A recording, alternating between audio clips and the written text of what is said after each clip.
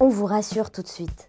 Ce n'est pas parce qu'on a passé l'après-midi à l'école supérieure du parfum qu'on va être lourd et faire plein de blagues sur le nez.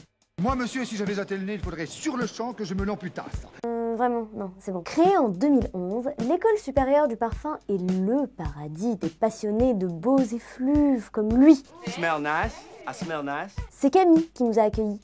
Elle est en 3e année à l'école supérieure du parfum. Avant ça, il a fait Moi, je viens d'une filière scientifique, option physique, chimie et grec ancien. à l'école supérieure du parfum, on apprend La création et le marketing, chimie, biologie, les mathématiques, philo, enfin la culture générale, l'olfaction, sourcing, du développement des matières premières. Camille a été plutôt sympa puisqu'elle nous a fait un petit tuto sur l'art de faire un parfum. Alors déjà, on est en laboratoire, donc forcément blouse.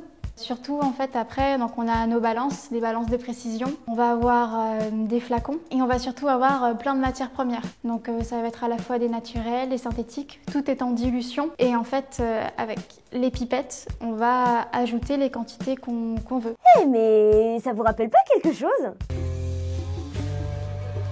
Blouse, des balances de précision, des flacons, plein de matières premières.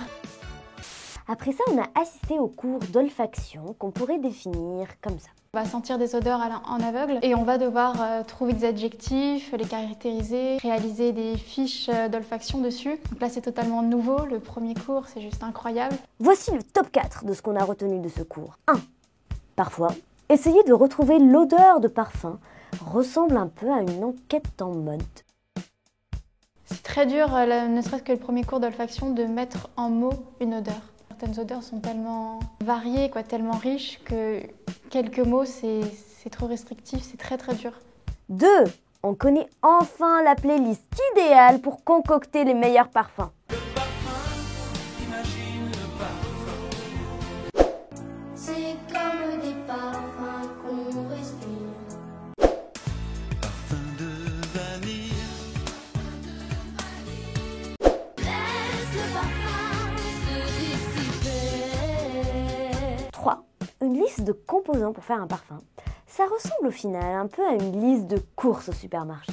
Là, on peut voir le prix au kilo du citron, de bergamote et même de poivre. 4.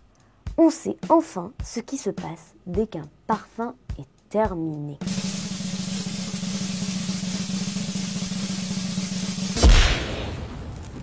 Au final, on retiendra cette belle définition. Une personne va porter tel parfum et une autre ce même parfum, ça va pas avoir le même rendu, ils vont pas l'aimer de la même manière. Et oui, ce n'est pas le parfum que tu portes, c'est toi qui portes le parfum. Merci Camille.